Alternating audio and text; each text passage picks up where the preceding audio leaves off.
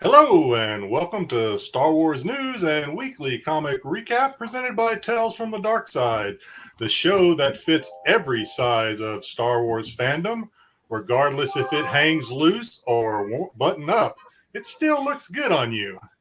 Tonight, we're covering two Star Wars titles, Bounty Hunters 16 and Star Wars Ghost of Vader's Castle #1. Some deja vu with the Bounty Hunters issue, and C-3PO has had enough and strikes back in Ghost of Vader's Castle. Earlier this week, Disney Plus broadened our visions of the Star Wars galaxy. We review some of it, and we'll do it from various perspectives. Disney also dropped the episode titles of Book of Fett. Can the crew take those and spoil the series for you? I feel like, no, we're safe. I don't think so. And we got just a little bit of Funko coverage, too. So let's get it going, fellas.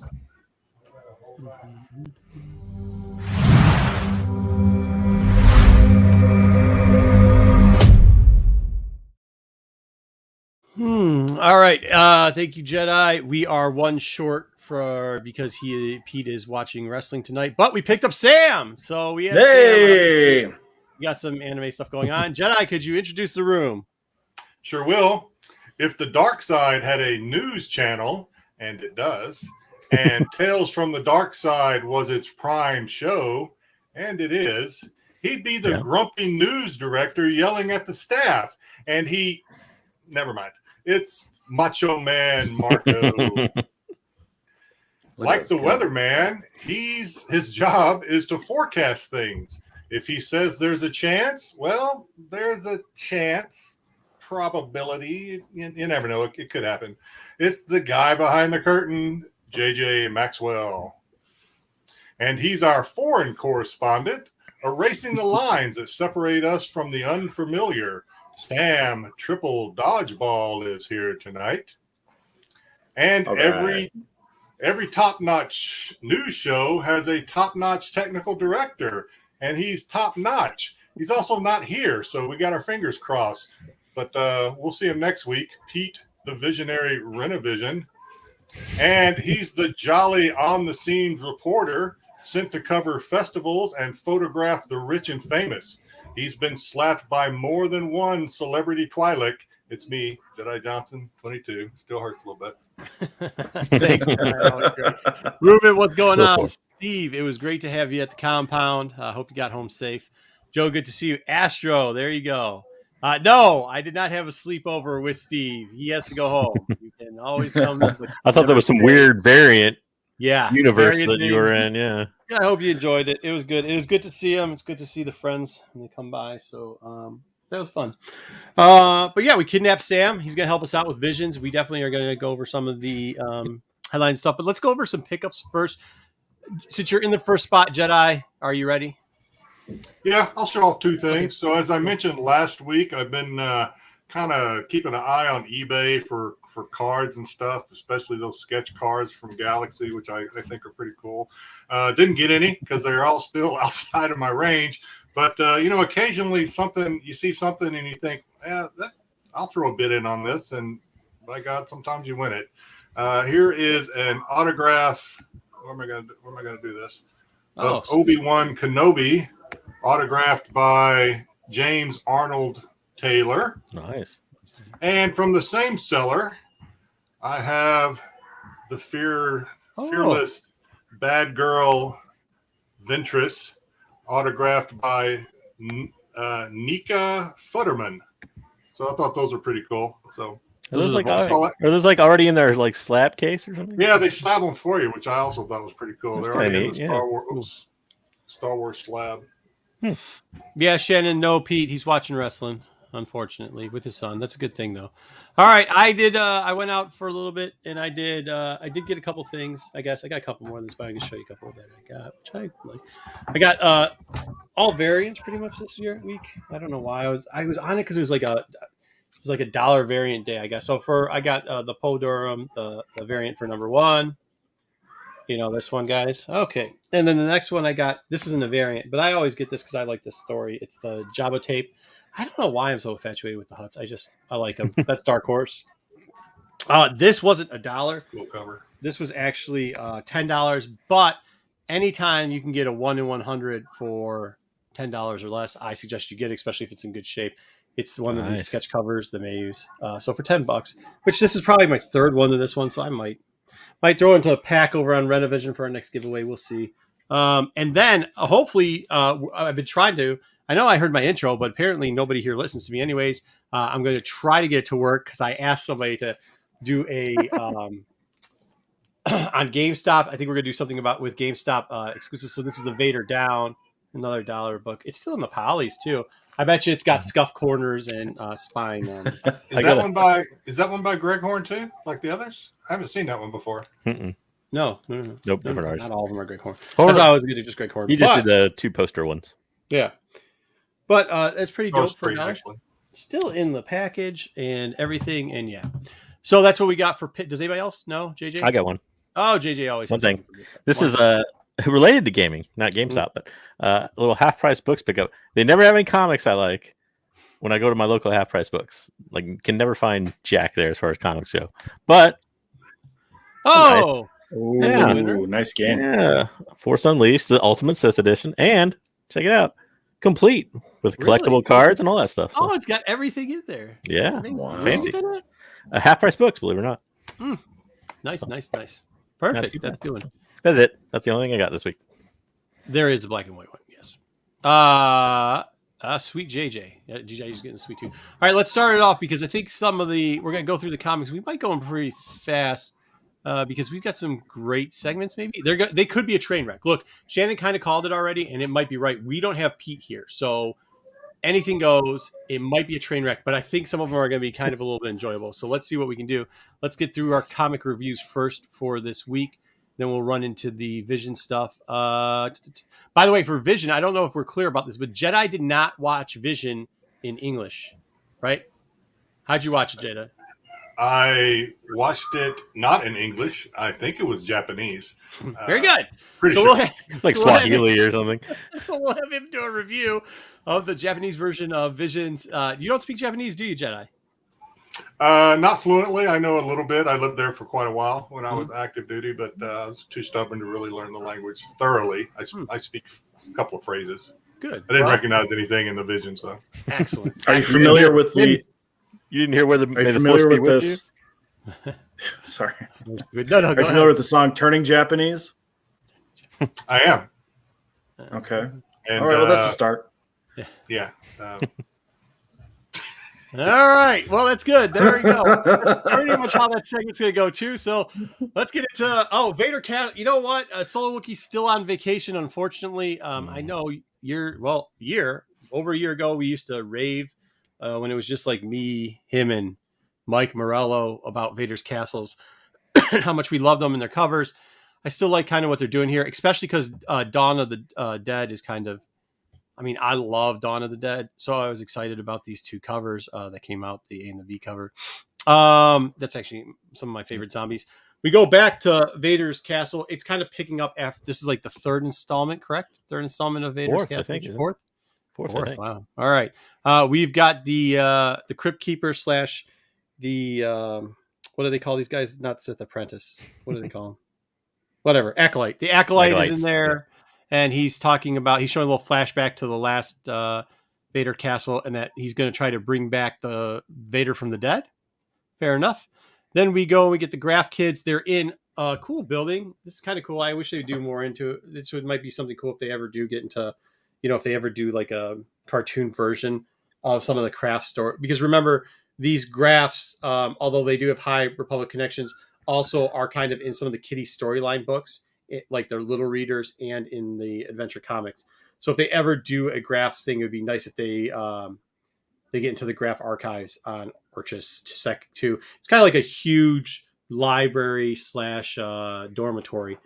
Either way, they go and start telling their story that they're going to tell, and it's about our man Darth Jar Jar Binks. I actually think Scott was linking up.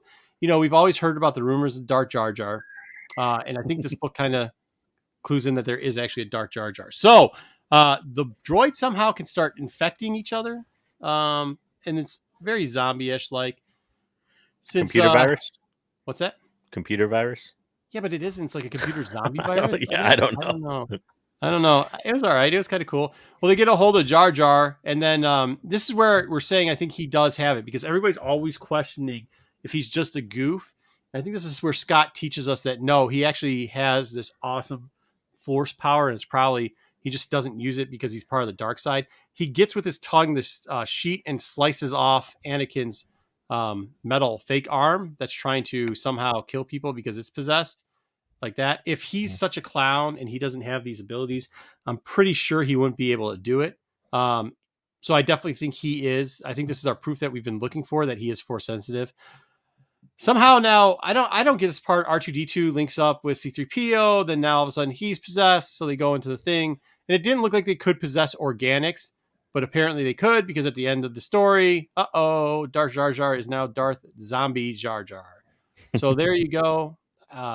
Unfortunately, it was a dream, so that'll be the end of that.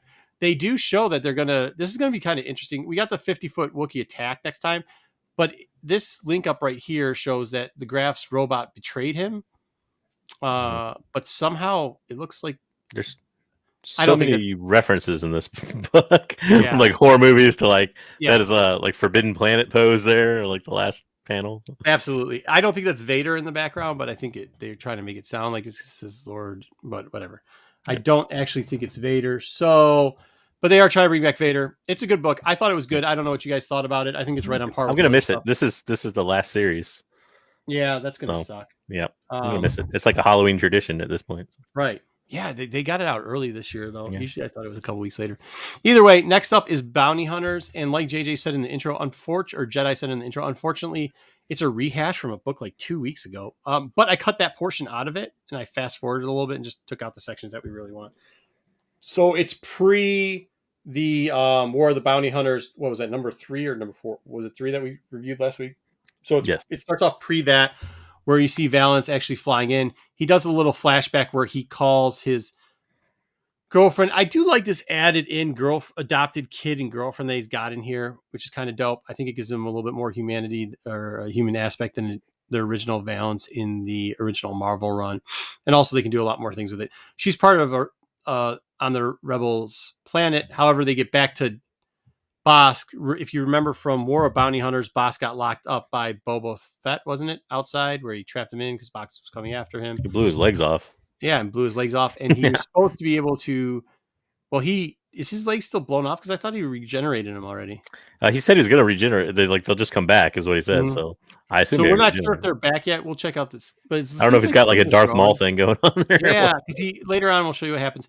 But either way, so those two, Dangir and Valance run into him. I fast forwarded to this scene because all the rest of it we've seen before in War of Bounty Hunter, where it picks up where Valance is at the back of Bo's head. This is where it starts to change places. In War of Bounty Hunters, they didn't get this far into it. You thought maybe him and Dengar went together. They don't. Boba Fett talks Valance into like, hey, look, Dengar is going to betray you. Let's just get out of here and we'll go together and you can save Han and I'll steal Han. I don't know how that Dengar. Nobody likes Dengar. Yeah, I know, right? But Dengar says, he's like, hey, man, you can't leave me here. You're going to betray me. He's like, I was going to backstab you too. I mean, it is the truth. Yeah. There it is. So he's got this cool yellow Vero blade, though. That was kind of dope. But I don't think it's going to kill the ice monster, which he looks, I'm done. He is the worst bounty hunter. But in the meantime, we get our 2 seconds of fame from Death Sticks, because now she showed up for, what is this? I think one half a panel. This is the most dialogue I think we've gotten out of her. Though, right? Might be, yeah. It's one extra word bubble than normal. I just find out this is a 36-page or 36-issue run series or whatever. I think we get maybe 20 pages total so far of Death Stick. Maybe. Yeah, across all the books. Across everything. Yeah, I mean, I think we've gotten something maybe 20 word bubbles out of almost half a comic's worth, maybe. Right. So we're almost there now. Between her and Lone Pop, we almost have a full comic between the two of them. But apparently she's going to go after the girlfriend and the stepdaughter, so that's pretty cool.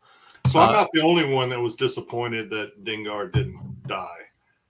I was thinking they're going to let him die. I was like, he's going to die. That's going to be it. No.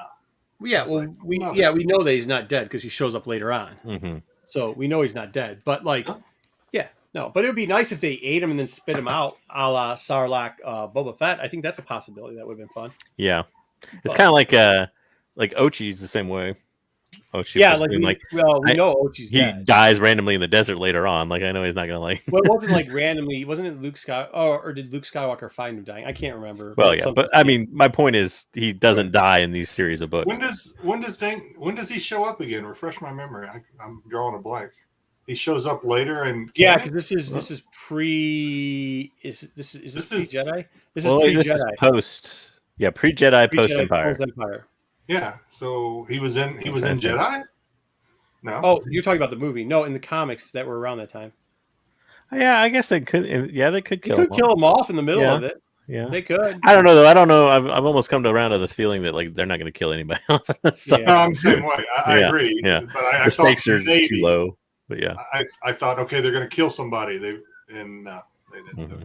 Yeah, if it is, they'll find some way to bring him back. It's Yeah, it's gonna be like a Wanda dies in X-Men theory going on or something. Mm-hmm. All right. Next up. Oh, still. So we have the other portion of the story too. This actually was pretty good. We will remember the group here that's kneeling down because they are on a book I'll show you again that everybody hated last week. But I liked it so much I'm going to show it to us again. We've got two who is he was the guy in Force Awakens. Is that the first garbage J.J. Abrams movie? Tasso Leach. Yeah. He's a lot younger here. He was the guy that was trying to hunt down Han Solo. We got Tongo. And then we got Suckus. So I don't know when Forlom's coming back, but should be soon. They end up running into Bosk also. And this is where I think he's got his legs back, right? Because how else is he jumping up and talk? Yeah. I mean, like I said, unless he's got unknown to us like a Darth Maul thing going on, it's got to be his legs, I would think. Yeah, that's got to be his. I'm trying to see if that's he's got to be a leg thing.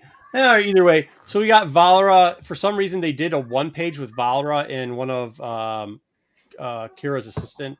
I don't even know why they wasted the page on that, but I guess they had to put something in there, and they're just watching shots go off down low. So there you go. That was that. This is the book I'm talking about. Yay! This is the greatest cover ever. I think it's awesome and amazing. I hope they never change it, and nobody else thinks that. So, but the B Squad of Bounty Hunters, we just saw that. So we obviously they're going to be making a couple more appearances. Coming next week, we have got Star Wars Adventures, the second half of the Mace Windu story that didn't turn out well. It could pick up. It could pick up. And then we do get a new story with kind of newish characters. So for the second half of that book, which is great. 10's the B cover. We get Vader's Castle. We mentioned already. Is that Mace Windu story only 2 parts? Because there's only 2 connecting covers. I'm trying to figure out if it goes on longer. But the third one doesn't connect. I didn't read solicits far enough ahead. The third one might connect. I didn't read the solicitation. But hopefully they give us more than that. Like I only had to sit through 8 issues of Luke and Leia story that I hated. So give me more Mace Windu. I think we were so excited to get away from the Luke and Leia story that we wanted the Mace story to be so good. And it's turning out that's just okay. High expectations. So, yeah. Right. Low delivery. Absolutely. Also, we've got Ghost of Vader's Castle's coming, and we get one of Jedi's favorite characters, Jackson the Rabbit. Yeah, this better not just be like cover candy. He needs to be in the story, right? Yeah, he's gonna be in there. Yeah. We'll get him. I thought you didn't like him, but it's gonna have Wookiee and Jackson. Yeah. Ever since I learned how his ancestors can make themselves invisible, it's not the same character. They're not even the same species. Is he like a Jedi Easter bunny? No, he's not a Jedi. Yeah, he's not. He came from the old comics that they just brought him over. He was just like a ploy of to create slapstick comedy in the original Marvel run. We'll get to Jedi Easter bunnies in the second half of the video. He actually was kind of like a pirate. He was a pirate who had like a prostitute as a friend that went around space. So that's fun. Fun fact, right? Like that one girl that wore fishnets, and it was part of his definitely a hooker. So there's that. Well, he looks like my high school mascot. Uh-huh. He's also on one of the rarest covers that I can never obtain. Apparently, was it the 1 in 1,000? 1 in 4,999. It's the JJ's white whale. Yep. Really end it. Coming next week, we've got War of the Bounty Hunters, the Star Wars, which is it's interesting. These are some of the covers.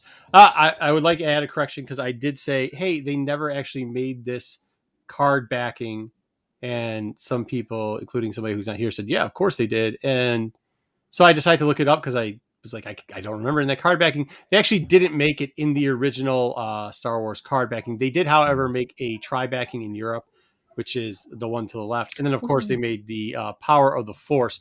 Both of these are extremely expensive. So if you see them, feel free to pick them up. But they didn't make them in the original Kenner line. Which is kind some of those Power of the Force, just the coins go for a good amount of money. Go for amount of money. Yeah, it's not. These aren't cheap. All right. Next up, coming next week, we got 2 second prints. Does anybody know why we have second prints of these? But JJ, I think you called it on number 8. You said that would be a great portion for a second print, that page. And guess what? They made it a second print. There we go. I don't really know why we have War of the Bounty Hunters 3 second print. Like, they're nothing super. I mean, I know Kira fights Vader for like 2 seconds. Yeah, but the little stick things. That was worth a second print, apparently. No.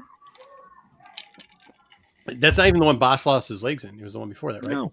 Yeah, it's not Long Pop's first appearance. Like, I can't think of anything that went on in that book that really was that important to. So, Chad, if you could think of a good reason why anybody should be buying the second print, go ahead. We heard that rumor too, Astro. Maybe we should. I was asking the boys if we should talk about rumors, but we didn't get into it. Yeah. Ghost of Vader Castle's The Evil End is on FOC. I really love the B cover on this. But it looks like they're bringing back some of the original crew from the last storylines. And then FOC, dude, the B cover. First off, okay, the story on A is going to be okay for the villain. No, so that, yes, by the way, you asked, and the answer is they're done with the Vader story. They're going to go to a female TIE fighter storyline for adventures. But the second half of it actually is kind of cool because, I'm a big fan of everything that has to deal with Hutts and everything else. And B-U-B-O, the boo-boo-ocular. It's a little toad frog. It's a toad dog. It's the pet of Jabba the Hutt. Now all I can think of is Mr. Burns' bear, Bo. yeah, that's not it. I'm not saying that right. But either way, so he is he's going to be featured in this, which is great because I think we're going to get some Max Rebo band and a couple other things in there. He's going to tour around the castle. Is that the Rancor in the back? That is. I actually like the cover. I know some people probably aren't going to like it, but I think it's dope. So there we go. Oh, by the way, first appearance of that boo-boo, just in case, because everybody likes first appearance, is that Jedi book, the one from the original Marvel run, the purple one. You guys remember that? Yeah. Oh, the Return of the Jedi? Yeah, Return of the Jedi. So don't worry. That's not why you pick up this book. You pick up this book because it's going to be fun. However, it might be the first of that TIE pilot. So, but should be a good book. Hopefully, but we all hope. I wonder if they'll do a. I haven't read the solicit of that. I wonder if it's based off like squadrons or anything. It kind of hinted like it might be. It might be something interesting. Squadrons or Alphabet. So, all right. Next up, we've got the Darth Vader Run. I know you guys hate these, but Forlom and Zuckus are back on an orange cover, so I'll be getting that. That looks like a Halloween cover. Yeah, it's cool. The part that's disappointing is the Darth Maul and Savage cover because it looks cool here, but do remember that sure as heck looks like a Sprouse, doesn't it? Oh yeah. So that means they're going to gold it instead of using the regular trade dress. This is a black and white, which I put this in black and white because this is actually the A cover. The black and white, they hadn't at time when we made these slides come out with what the actual ratio variant is going to look like. So keep an eye out for that. Should be probably tomorrow or today when they do that. And then we've got the High Republic. This is kind of cool because they're going in with the Nihil thing and they're really getting into a lot of D. A lot of D. Yeah, but also getting into what's her name, the one that turns into the Lost 20, and she's going to have to decide to kill somebody and stuff like that. So, yeah, hopefully it turns out to be good, and hopefully one of the twins ends up dying. All right, good stuff. Am I the only one to find it odd that they would send like only one of the twins on an undercover mission? Well, I mean, maybe it's so the other one can sense what's going on. I guess maybe they would like identify them too easily as twins. Like, oh, hey, there's two guys that look identical. Like, I think I've seen them as Jedi before or something. I think you're thinking too much into it. I mean, it is Star Wars. And finally, redundancy. Finally, we have IG-88. There's going to be an IG-88 one-shot story. this is going to be a story about him being rebuilt. Oh, by the way, we may get a cameo at least from our friend we just talked about her, Lone Pop. She's going to have a little bit of something to do with this story, or maybe she's not, but she is, guys. She is. Am I the only one? The cover on the left, does that remind anybody else of something? Terminator. Exactly. It 100% is. So that's cool. So hopefully they'll give us more than one page of Lone Pop, but from what I've heard, or if somebody has seen these because they have a preview out already, I wouldn't hold your breath. Okay, that is the comic review. Hopefully we went through it fast. Next up, That was a brisk pace. Great brisk. What did I do pace. it in? 25. That's faster than we normally do. Yeah, that cover is hot. I hope it looks like that's going better. Max, good to see you. Hey, Leftover, how you doing? Wait, I make a show. I know, but Shannon? Who's going to buy that second print? It's not like it was a book that sold out either. I think some people just buy every second print. Yeah, and when it's Star Wars, it's probably me. But this is a very interesting thing because me and actually last night on MCM when I stopped by for 2 minutes, we had the wonderful, the great, what's his name? Tony Fleek. Fleek. And then we were talking to Tony, and I was like, "Hey," and they kind of brought it up, and then me and him started really getting into it. And then, of course, McClay came back from his smoke break and just bombarded the room. But the question was, we were questioning the site that it released from because that site has a tendency to fuck out of its ass. And then his point was, well, they didn't come back out and deny it, which I then retorted, yeah, but if you were denying everything that came out of that website, you would literally be talking all the time because that's all it does. It drops bullshit content all the time. So yeah, what they did was they were like, so they kind of broke, I guess, if you want to call it breaking, the Marvel action story that they were dropping that line. But like that line's only been printed with IDW for like 2 years? Mm-hmm. Not long. You're talking since like 2016, I think. Yeah, early adventures. So they might. Well, so that's the other thing too. Who knows which one? There's also, you got to remember, there's also 3 storylines they're doing through IDW. We do know that Vader Castle is going to end through there, so that might be one of the clues that it might actually end through there. Yeah. The other one is that they might. I mean, I don't think. Well, they have to finish through with the High Republic stuff, which is going to take another 6 months, anyways. So, but yeah, maybe they'll get rid of the main adventures line. Or the villainy or whatever. That thing hasn't worked too well anyhow. I don't know. I mean, I just don't see the problem with the story is a couple different things. Like they posited and they said, well, maybe Scholastic will print it. Why would Scholastic prints trades? They don't really print comics. They have Scholastic variants I've seen in the past, but like as far as like publishing like a monthly or weekly comic, I don't know that Scholastic does that. And I don't know why they would give them the thing to like, oh, hey, you're Scholastic. Well, I mean, weird. Like sometimes take it from the source. Yeah. If anything, I would think like Boom is kind of an interesting option because Disney does own part of that. So, well, I mean, I'd understand if they said they were giving the rest of it into the Golden Books or whatever they were trying to do something like that. I think what they're saying with Scholastics is because when you had Scholastics do they'd all come back as like a TPB. It wouldn't be an individual shot anymore. That's the only way that would work out, I think. Hey Patrick, what's going on? What if they're upset then they separated was it Monsters at Temple Peak into 4 issues? Yeah. Disney's probably like, what the hell is this decision? Yeah, no, I mean like that's probably a bad decision, but once again, whatever. All right. So next up, are you ready? Jedi, are you ready for your moment to shine? This is going to be great. I don't think that's what's going to happen. Use the Force. Okay, I am going to get this ready. I'm going to get this ready for Jedi's moment to shine. I have to read off the notes because I'm trying my best to erase it all from my memory. To be quite honest with you. Wait a minute. So let me get this straight though. You didn't actually like watch the actual episode and like understand it, but you somehow took notes without understanding it. I think I took notes, and we're going to see how well I did because part of me really believes, especially on some of the episodes. Now, this may turn out I'm just 100% wrong. Part of me thinks that you didn't really need any dialogue to understand what was going on, and some of these anyway. But we'll see. Yeah. I mean, maybe Justin, hold on. I'm sorry. I have to. Yeah. I sent a message back to him. I was late. Justin, hit me up on the IG. I will forward your information to Stick. You did win. Justin's the guy who won. He read last week. It was There's Something That Nobody Ever Reads. It's the little thing. There's like a thing that I have to put up every time with every show. Like Video a little description. Yeah, the video description. Nobody ever reads that shit, but he does. So he won. So there you go. All right. Go ahead, Jedi. Sorry to interrupt. All right, so we'll start off with the easy part. So it was called The Duel. That was pretty easy.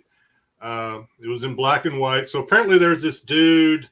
He had like a scar on his face, and he had a bamboo droid. It wasn't really bamboo, but he had bamboo. The droid had like a R2 unit, had like a bamboo hat on.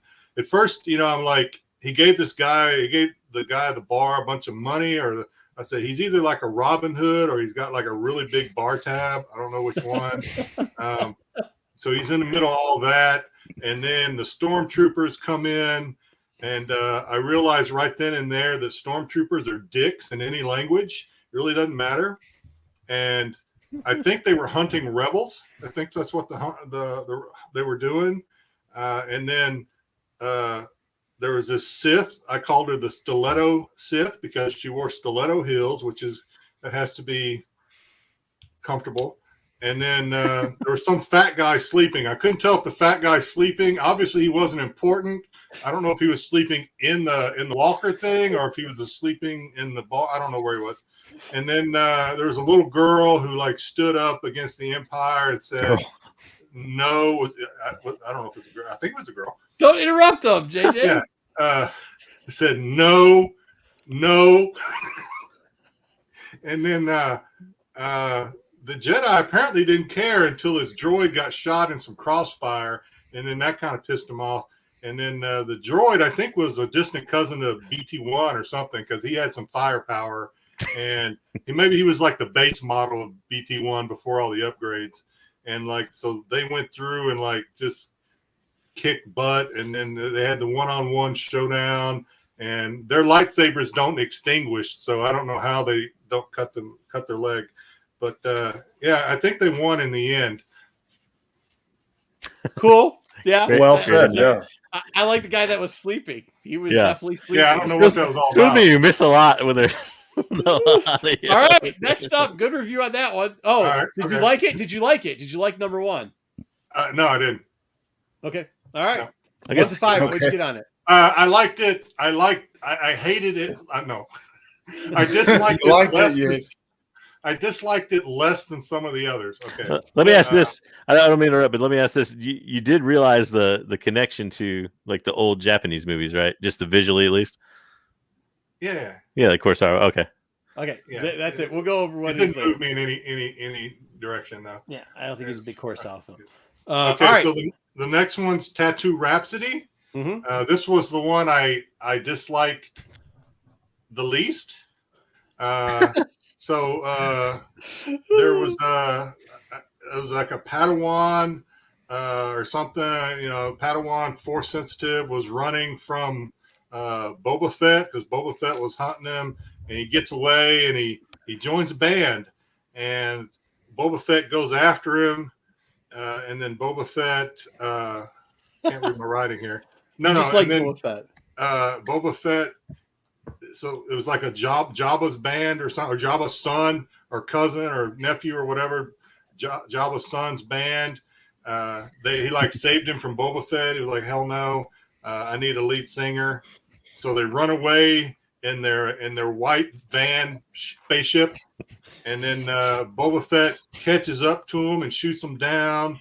And then the emo Padawan was like, no, I owe this guy my life. This, because Boba Fett didn't want him. He wanted Jabba's son.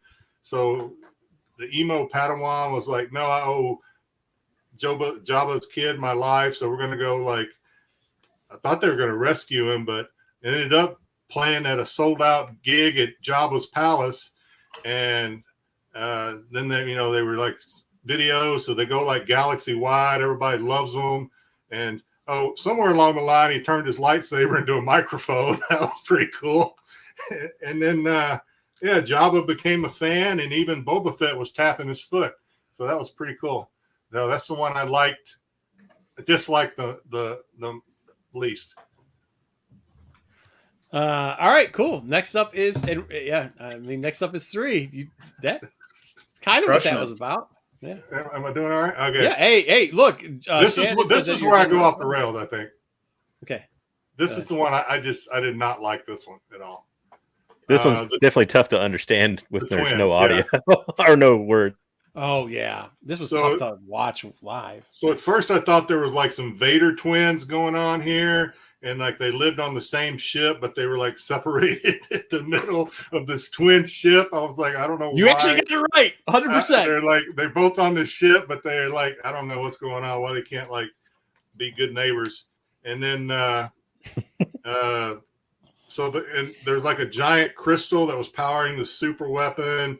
But these two, I later found out they didn't like or trust each other at all. And then I don't know if they were Luke and Leia, but once they took their mask off, I'm like, maybe it's Luke and Leia. And then so Luke steals the crystal, but Leia like uses the Force and pulls his X-wing back and crashes it, or so we thought. Luke and Leia start tug-of-warring over the crystal. The crystal shatters. Leia gets a big piece and powers up her Vader Iron Man Grievous suit and lightsabers that are like whips now, right?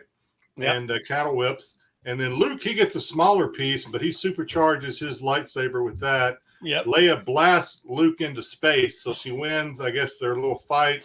But R2-D2, or I don't know if it's R2-D2, it looked like R2-D2, saves Luke in the X-Wing because it didn't really crash like I thought it did. And then Leia is she's being overwhelmed by this power of this large bleeding crystal. So I had to take 2 pages of notes on this one. It was the longest episode out of the 5 I think you watched. So Luke like super, not just super. He supercharges his lightsaber with the X-Wing's help, and he goes like flying, and he like starts cutting the Star Destroyer in half with his lightsaber. And then, 000 say, which is what I don't know, the C-3PO 000 looking droid saves bad Leia, who should have, in my opinion, been sliced in 2 by that lightsaber, but apparently she's like immune to lightsabers, and they don't hurt her. And then Luke crashes very neatly, nose first, into the sand of Tatooine. Awesome. Go ahead, give him another spot on. He's 3 for 3. Where did you rank this out of the 5 episodes? So we've got your number 1. This is number 2. Number 2 was the first episode. Then where does this go? Well, I don't know. These last ones were so unlikable for me. I'm going to say this one is like 4th from the worst. I don't know. Okay. It's really hard for me to differentiate. All right. And then so we got the wait a minute. I might have skipped one. Oh yeah, the Village Bride. This one, this is probably the one I didn't like the most. Yeah. So there's some girl who can't walk, and she's being carried by some poor dude.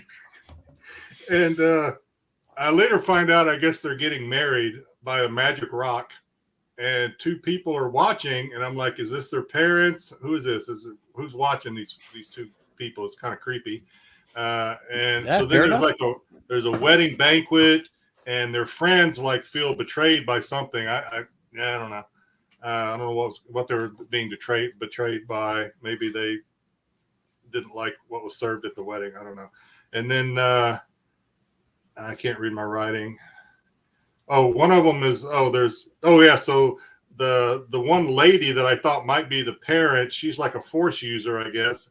I kind of saw that coming, but and they did some flashbacks throughout to the Clone Wars. And then come find out their friends were probably rebels or something, and the Empire shows up or something, or maybe the Separatists, who's somebody.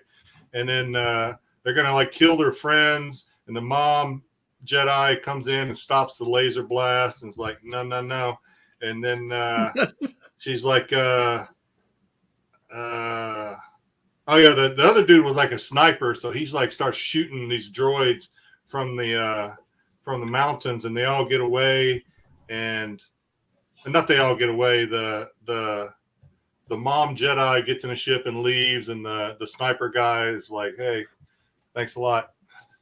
And I guess they all lived happily ever after on their little moon or whatever. No, Ruben.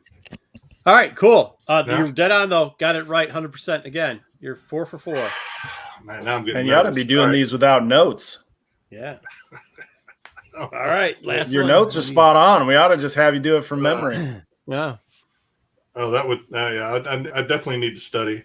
So the last one's called the Ninth Jedi. This was the longest this one, I was the think, longest right? one. So since it's the longest one, it's probably the one I dislike the most. Okay.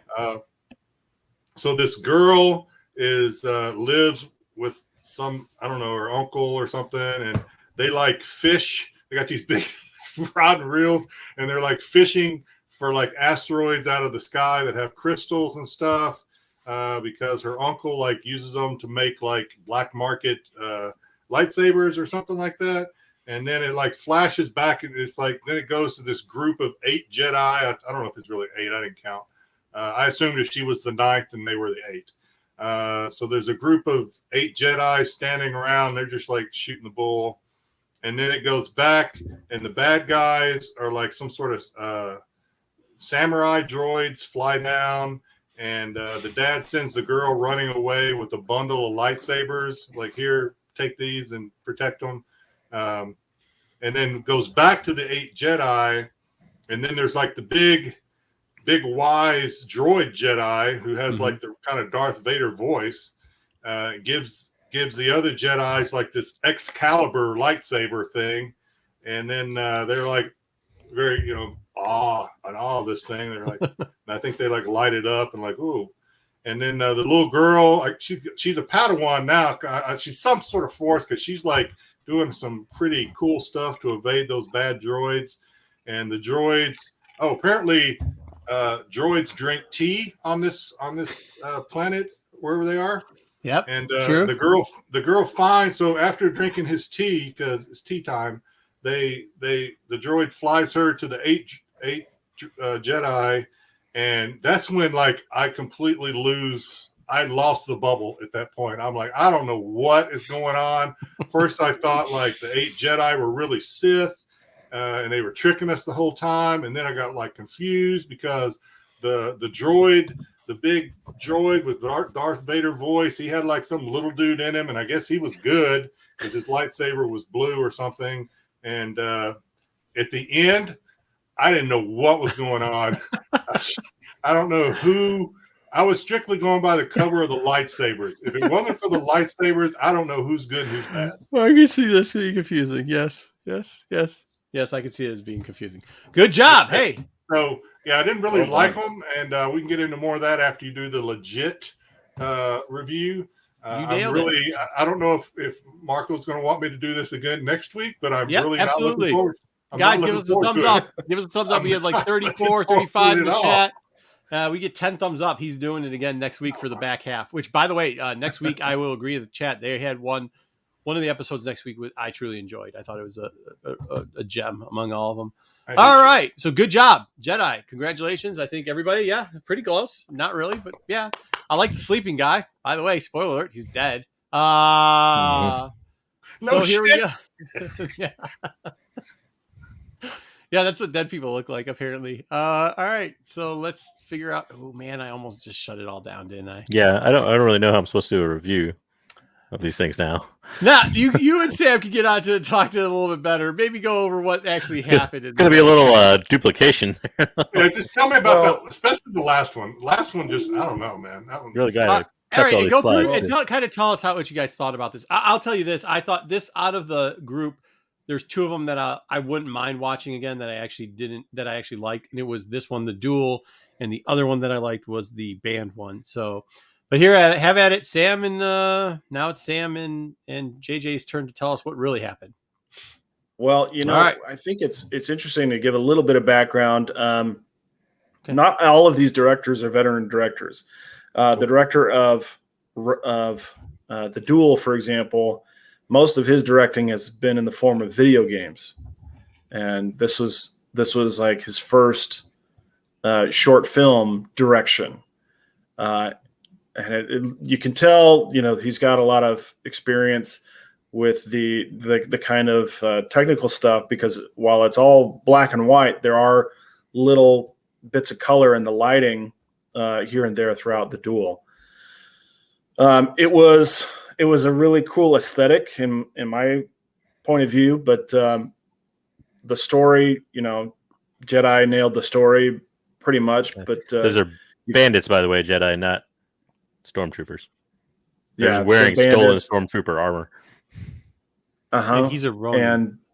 And he's a Ronin, yeah. And Ronin is a masterless samurai who's just kind of roaming the galaxy, and he has a red lightsaber, but he's not a Sith, and he's not a Jedi. He has the red lightsaber, but his control of the Force after. Go ahead. I have a question about that, JJ, and maybe you can get this is something we could probably argue for hours about.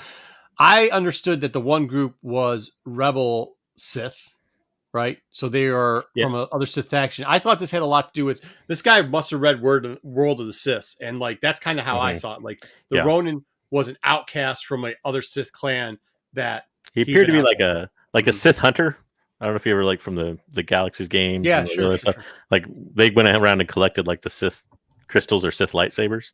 So that's kind of what it reminds me a lot of as far as that. Yeah, it reminded me a lot of like Planet of the Sith, where they had like the Sith that would be pushed out of some of the communities and then roam, and they'd start their own little stuff. So I that's how I took it. I think he was a Sith. I just think he was not that. But he says, "I am." Fortunately, I'm not a Jedi. He says, "I'm not a Jedi." Yeah. And then he says he's not a Jedi. Yeah. Fair enough. Go ahead, Tim. Sorry. And then this kid on the left here, that hairstyle is like very. If you go back to like feudal Japan, the leaders of the villages would have shaved heads and top knots and long hair on the side. So even the leaders would have their heads shaved like to make them look like old men. But this little kid has like inherited the leadership of the village, and when the bandits show up and start demanding things, he stands up and he says, "We're not giving you anything," and he calls for an attack. There's snipers and stuff waiting in the wings who show up and start shooting at him, and that's when the stiletto Sith, as you call her, pops out, and now they're in trouble. I like the stiletto Sith where she had the thing she could insert it and it could cause the umbrella popped up. Umbrella, yep. That's pretty cool. Yeah, those weapons are all cool minigun too. Yeah, those weapons are like really reminiscent of like ninja weapons from Japanese history and Kurosawa movies, and it's very much they just kind of taking Japanese style movies and storytelling and putting them into a Star Wars kind of package for everybody. But a lot of fun. I really enjoyed this one. I thought it was really cool. The aesthetic, the vibe, the flow of the story was really neat. I think this was probably my favorite out of all of them. That was kind of weird how the droid all of a sudden had like an arsenal that just took everybody out, but it was fun with the beeping thing. Well, they foreshadowed it because he's like, "I need my droid fixed by the time this tea boils." Yeah. Hurry up and get it done. Yeah, the dad was the dead one that the kid was there. This was kind of cool too how they did at the end where they put it's hard to see in these screenshots because of the but basically she's fighting through a waterfall. But you have the stiletto Sith, and she comes in and she's used the Force to position a log at the top of the waterfall so she can, because she tries slashing through the waterfall and it just the water kind of puts out the plasma beam from her sword, right? Mm-hmm. And so she uses the log at the top of the waterfall to create a little gap, and then she sees this lightsaber within and makes her move, only to find out it's a decoy. Mm-hmm. And then she gets she gets backstabbed. Which I don't know, was that like I couldn't, it looked like it was a sheath. So the sheath is both the sheath and the sword are both a lightsaber. Yeah. Well, he had tons of them, I thought. I thought he had tons of. Yeah, I thought he did too. Like if you look at his setup, where's the gear? Well, he has two. He has one, but he never draws the other one. Yeah, you're right. He never drew it, but I don't know. I don't know. So samurai were always required to carry two swords with them. And I think that's probably the cultural bit that maybe we're lacking, is that, like a cowboy always had two guns.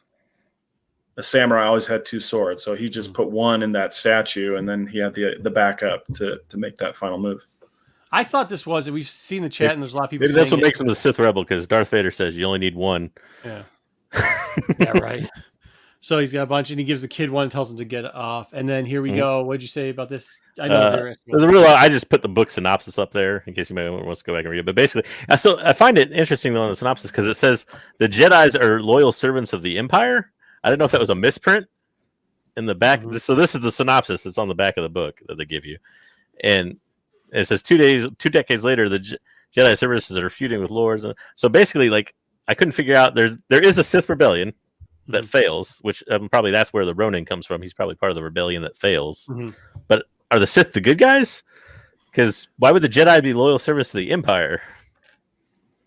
Pretty weird, right? But then in this episode, she obviously was a Sith, so maybe she was also part of the Sith rebellion, and they both failed. She's just evil as hell. I don't know. But I thought she was part of the Sith rebellion that failed, but I think he might. Like I said, I think it might be rolling tries.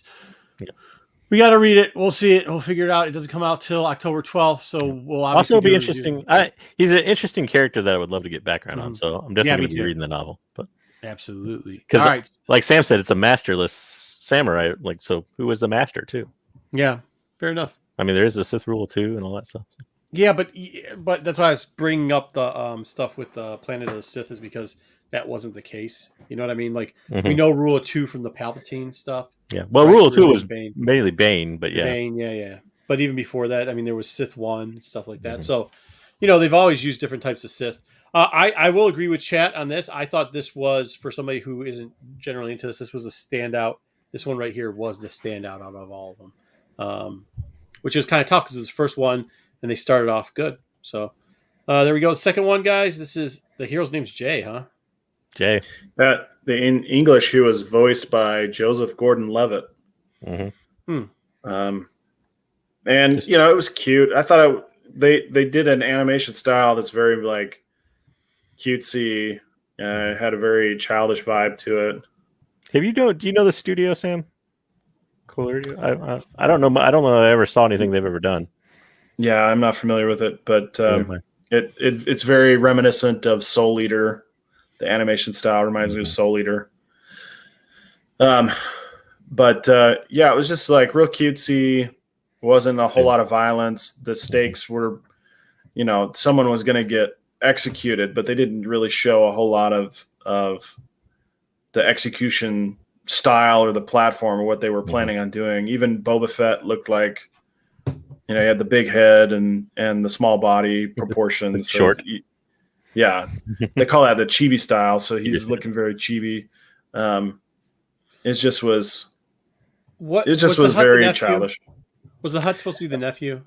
I couldn't figure that out. Part of the family, and that's why he was supposed to come back because he basically broke ranks from the Hutt cartel. But I couldn't figure out the relation actually there. I don't know if it was like cousin or what. I don't know. And you got it right. They were going to execute him, but for some reason they talked. First off, I should go back because in Jedi synopsis, he didn't really know. But he's I'm thinking this from where they said it takes place. He's a Padawan, and I'm thinking he's on the run from Order 66. Yes, he's on the run from Order 66. Yeah, so I think it was implied. And that's where when he falls into the ship and he meets Gee. Gee, by the way, is the Hutt, which is short for geezer, which is weird. He wants to start a band, so he does. Yeah, so he does. With a random Jedi Padawan that he finds, and they're not a droid and the guy with 3 heads. They never. Wait. So they weren't already a band whenever the Jedi stumbled upon them? No. Wow, they're really good then.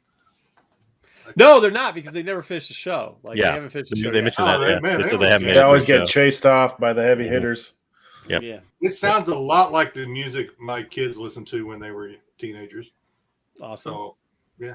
Yeah, it's pretty good. So then they, Boa goes out and grabs him, takes him back. And Ruben brings up a good point in the chat. That was, is it Tomera? Is that how you say his first name? Morrison, who actually voiced Fett in this. Tamora, the guy who plays Boba Fett in Mandalorian, and who was Jango Fett in the Clones.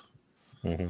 Was the music, the lyrics, the song in English, or was it in Japanese? English. It's in both. English, if you listen to the English audio. I mean, it was definitely Japanese when I listened to it, but I wondered the ones you guys listened to.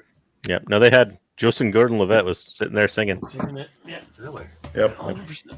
Yep. So they get to do one more. So this is where it differs. Somehow they talk Jabba into letting him do one show, one song, and he agreed to it for some reason, and they could kill the nephew, Geezer. So they do their song, and you were right. Everybody loves it. It's a smash hit. It's a hit.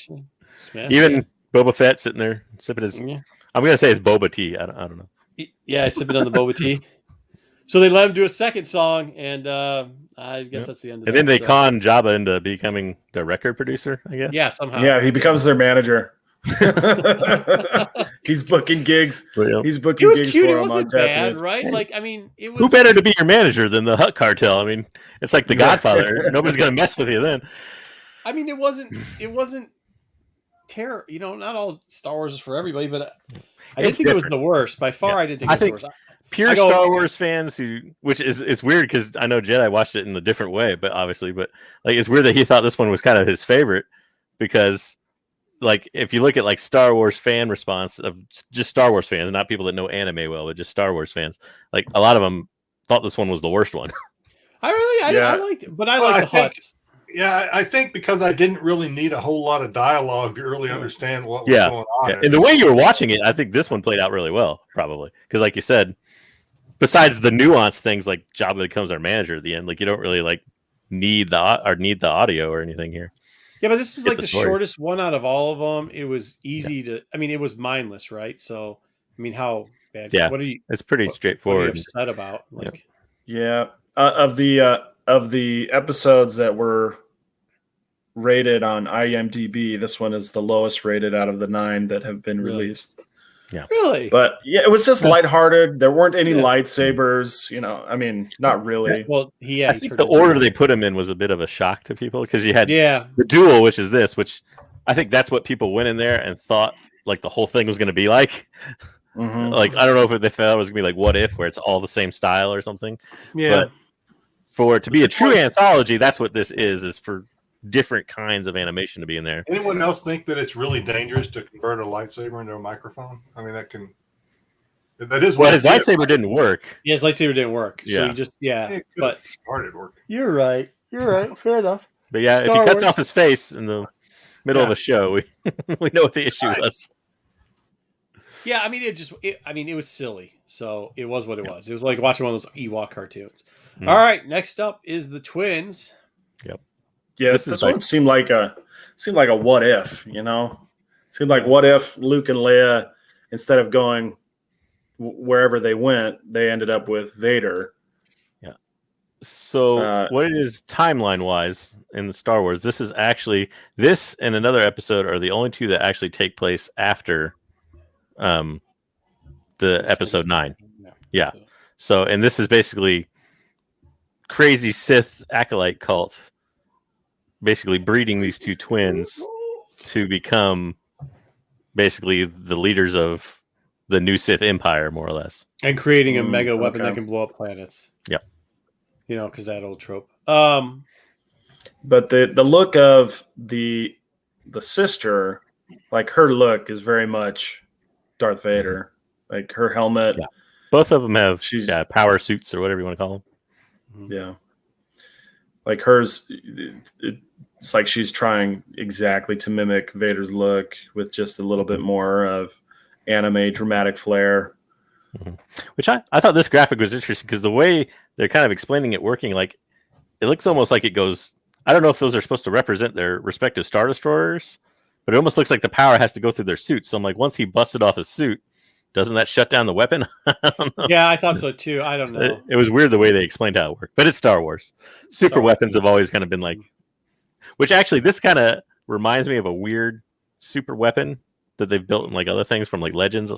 There was one that was powered, and I can't remember what story it was. There was one that was powered by like a giant kyber crystal, more or less, and apparently the kyber crystal gave you like super Jedi powers or something, because Darth Vader gets his hands on it and he does like force lightning and all other stuff he hasn't done before.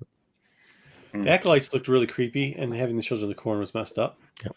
So the brother breaks off, steals the crystal for no reason, And then, Well, he's trying to save his sister, not no reason. right? Yeah, I know, but originally it seemed like no reason. Yeah. So that wasn't an X-wing. Then he goes completely anime, I guess, right? Yeah. Yeah. He goes all Han Solo. That's Han Solo's outfit. But yeah. So there's a battle for the Kyber crystal. She ends up taking half the Kyber crystal or a shard of the Kyber crystal and sticking in her power suit, which actually I thought was an awesome idea. Like this to me had very interesting Star Wars ideas. Like that, like a suit can be powered by a Kyber crystal, and it also has a ton of actually in the audio a ton of Star Wars references too. I don't know if anybody else noticed that, but Jedi got this one pretty right. Yeah. Yeah. The director of this one, he directed a series called Kill la Kill, and so the animation style of Kill la Kill is way over the top. The action scenes are crazy, and this is very reminiscent of Kill la Kill style fighting. Which is a very odd series to the non-anime initiated, probably. Right. If you were to explain that, like closed suits give you super powers with giant scissor weapon, like it would be a little bit off. But it sounds like JJ's trying, or maybe because you're already at this last slide, so I'll ask my question. Why did the lightsaber not cut her in half? It went like right through her, right? He had the ability to control, I think, the power and the length of it. Like that was his special ability with that lightsaber, I guess. I don't know. Okay. It's Star Wars, dude. I don't know.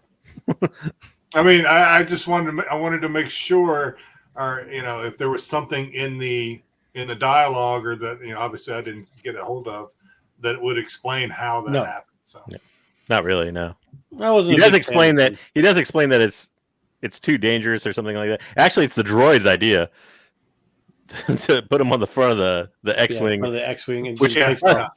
By the way, I did include the murder droid saving her shot for one super interesting thing.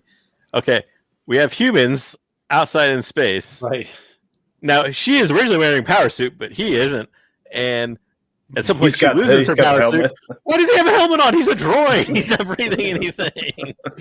What'd you two think of this one? I was not. This was a lot of what I expected it to be. Because, really, like Sam said, I knew Kill la Kill. And I think a different director, but same studio, which is Promare. It's over-the-top, stylish animation with a... no, it wasn't one of my favorites. Yeah, fair enough. It was middle of the road for me. It was pretty much what I knew it was going to be over the top coming in, like visually speaking, and probably not a lot of substance. So it was pretty much what I expected. This one, Jedi probably got the majority of it wrong. Like almost all of it. So here we go. This one is very. Go ahead. I don't know how to say Japanese culture based. As far as like taking pride in the nature, and it's like nature versus industrialism kind of thing going on in there. That's true.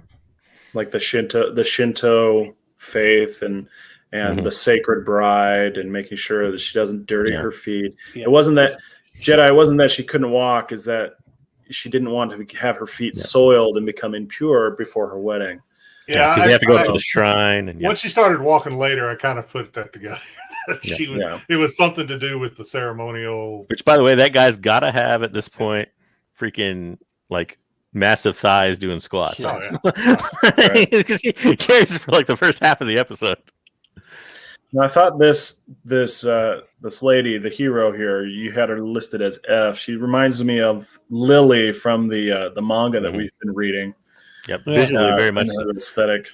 So to explain in the Star Wars timeline a little bit, so this takes place basically after Revenge of the Sith, more or less. She is a Padawan. None of this is canon. None of it's canon. Yeah, timeline-wise, not canon. I'm just saying where it falls in the timeline.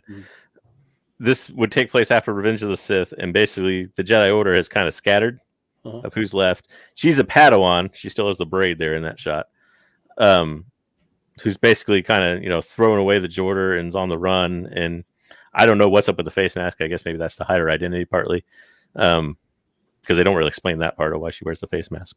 But she even has right there, go back one slide, Marco. That is a flashback right there to Order 66. Where she sees her master being killed. It doesn't show that, but that's...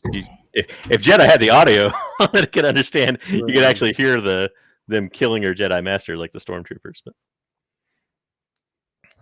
Jedi, by the way, she's on that planet because the explorer, who is the older guy there, has invited her to come see it because he was also friends with her master, and her master supposedly you don't really figure out what it was, but had a close connection to the planet. So that's why the Jedi's there to observe this wedding. Just to put the background in it. Go ahead, Jedi, if you got a question. No, it's just so the lady, the Force, the Padawan, the girl with the mask, was she one of those kids that were playing in the water? No. That was the other three, right? No, that was the bridegroom and that other blonde girl that got yeah, up and the sister. Yep. Oh, she was a sister. Okay. Yeah. I'll get to that one in the next slide here. But so basically, the guy's telling her the story of when the Separatists showed up to that planet. So these are Separatists. So I would assume they were scattered after Revenge of the Sith. They're basically who's left, kind of serving as bandits. Cyclops. And they had they'd taken over droids, right? Yep. They reprogram battle droids. Mm-hmm. Yeah. And this is what happens, like we said, this is what happens when your drunk sister shows up to your wedding with all her rowdy friends and ruins your rehearsal dinner that you're having there. But so she shows up and throws a ruckus. And then so they were supposed to time out. So what was supposed to happen was the village has to hand somebody over as a hostage. Yeah, it's very Braveheart. Yeah. Like basically they got to turn her over as a hostage Well, to the actually, Separatists. this has a lot to do that style too, where like a different warlord would come over and you'd hand over, and even if you were subject of it, you'd hand over sometimes if you were betting. Who was going to be handed over? The bride? The bride. Once they were married, they had to hand the bride over as a hostage. Actually, it was supposed to be her father. Was that correct? I think it was supposed to be her father. The chief. Yeah. The chief was already in captivity, and she was going to take his place. But I think the husband was going to be allowed to go too. James Lynn, thank you for the $5 super chat. The duel was the Yojimbo Seven Samurai storyline from the Kurosawa films. It was very Yojimbo. It was very much so. Yes, it was a lot of Yojimbo. Actually, I was trying to find it, but I didn't have time to pull Yojimbo images, or didn't really have anything to pull them from. But they sell that. You could do side by sides of that episode, and they're almost identical. Cool. I mean, it was really cool. Thanks again, James. Appreciate it. All right. So basically, she has a heart-to-heart with the bride before the night before their wedding. She decides to cut her braid after this heart-to-heart that basically knights herself, I guess. Right. As a Jedi. Yep. And move forward. So they show up the next morning. Nothing says business like a midriff in short shorts. Yep. So the sister has already been captured. The Separatist is like, well, you got to make amends because your sister's a rebel, more or less, and they end up finding a detonator on her, and he's about to execute her with one shot until he pulls a Kylo Ren and stops the blaster bolt mid-flight. F does, and obviously she's lost her mask, so she's gone full Jedi at this point. All right. And I thought this was cool because he has the high ground. He does have the high ground. He misses everything but he has the high ground. Yeah. What's up? This part. What the heck's up with the helmet? Did anybody catch that? So he throws the helmet in like a, I don't know, heroic throw, basketball style throw. And of course, battle droids in this episode, they did capture very well for Star Wars. Like they act very much like the battle droids we all know and love from Clone Wars and everything else. Bubbling fools. But so basically that gets rid of all the helmet somehow shoots into their shoots. Which by the way, I should have captured an image of it, but I'm pretty sure they're flying a Millennium Falcon. It looked very similar in style. But anyways, it's definitely Carillion, I think. Yeah, I mean, it looks a lot like I forget what is that the designation to it. And I can't remember what it is, but anyways, he ends up the last bastion of the scoundrels to take a hostage. So he ends up taking that's the bride, by the way, not the sister. Yeah, as the hostage, he grabs her, and if you go to the next slide, Lily finally pulls her lightsaber, which I thought, by the way, out of all the episodes, this is one of the coolest looking lightsabers. Yeah, it was. Yeah, because it looks like a katana. Yeah, and it even has I like the hand guard with actual. So does she have like rockets in her? What was the deal with the shoes? I think they were kind of like, I don't know if they used Iron Man shoes or something. Yeah, I don't know. They were somehow powered. Kind of souped up. They're Nike Airs. You just have to pump them up a little bit. Pump them up. It's the pump. But she uses that, basically gives her super speed, and she takes him out. She disarms him, if you want to say it. She cuts off his arm. But, a little bit old school, right? And then she flies away. Yep, flies away with the villagers, all thankful for her. Hey, there goes James Lynn again. He told you that if you want to watch Yojimbo It is on HBO Max, so that's cool. Thank you for that.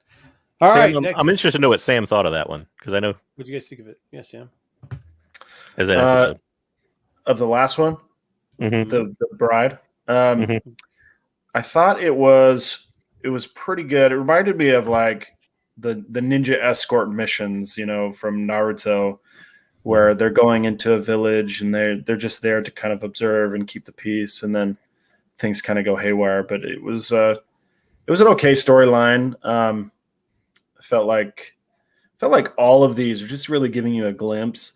And the other thing is the blaster freezing, the Kylo Ren blaster freezing seems to be a lot more common now. And no one had ever done it before Kylo Ren in the movies, and now it's in all of the kind of extended. You do see that a lot more. I think because that was the one cool thing they did. Those movies, at least, or something, and they're like, we got to use that now. But we got to freeze these plasma blasts all the time. Yeah, I think that episode has gotten a lot of hate online that I've seen. I think unjustifiably. I think it's just because it's an unusual style, and Star Wars fans probably weren't super used to like all the traditional Japanese and, like you said, a lot of the anime style that you see in a lot of anime, but you don't really see it anything related to Star Wars. Yeah, I think there's a lot of like lost in translation stuff. Like I can see, a Western audience would look at this and say, women are not that helpless, and she doesn't need to be carried up that mountain. She's got her own 2 feet. She can do her own thing. But this is very traditional. I think a cultural understanding allows you to just, I get what they're doing. This is a typical Shinto wedding ceremony or something like that, or Shinto-esque, Shinto adjacent. Yeah. I thought it was one of the better ones. I mean, it wasn't the best one. It was all right. Yeah. It wasn't the best one. I think I ranked it like when I ranked them about 4th. So it was on the better half. Yeah. I think, are we going to go through all of them or just the first 5? Just the first 5 is what. Okay. Was what I signed. Of the first 5, I enjoyed the duel the most. Yeah. And then, this one was kind of in the middle of the pack. The Village Bride was kind of in the middle of the pack.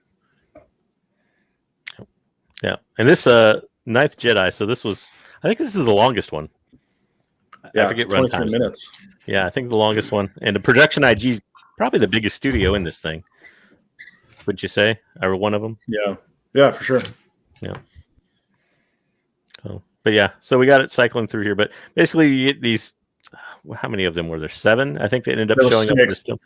6 show up at this temple, and we are to assume they are Jedi. They say, "Oh, we're all Jedi that have been summoned here by this mysterious message from this mysterious Margrave Juro." Which a Margrave, by the way, for people who don't understand it, is like a governor. Basically, he rules that planet. Yeah. So the way they had it set up was very much like a whodunit, or casting suspicion, and. They said, how do we know this isn't a trap by the Margrave? How do we know the Margrave isn't the one setting the trap? And so they're casting all these suspicions on the Margrave and on each other. And mysterious droid shows up. Yeah, it's all a shell game to keep the audience's suspicion on the wrong people. Yeah, it reminded me a lot of if you ever watch Batman the animated series. There's kind of that famous episode, Almost Got Him, where they're all sitting around the poker table talking about all those times they almost captured Batman. Yeah. And all along, Batman is there. You just don't know who he is. Right. But yeah. That was a great episode. a game of Clue, maybe. Exactly. Yeah, exactly. The Margrave did it in the conservatory with a lightsaber. Or my kids would play Among Us. You guys know the game Among Us? Yeah. And they would do it in real life, and they would have me set it up. And this one game, I made them all imposters, and none of them knew that they were all imposters. They were all killing each other. But that was kind of the situation here. Everyone was imposter except one. Yep. So yeah. So Kara is our hero here. She eventually shows up here after all those Jedi show up, and we see the Jedi Sabersmith. So this is the guy making all these supposedly illegal lightsabers. He's been instructed by Margrave Juro to make them.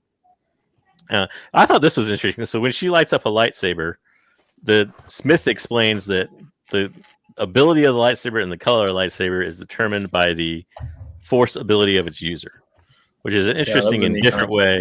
Yeah, interesting and different way in Star Wars to do sabers. And I also thought it was a neat concept in that hers is kind of colorless. Yeah. So, and he lays out all the lightsabers he's built. So he's supposed to build, I think, 9 of them total. Yep. I think was the deal. End up sewing up these Jedi hunters show up. So he really quickly hands them to his daughter and says, "Get out of these. Take these to the Margrave." Ends up he's a Force user. We only see it for a second.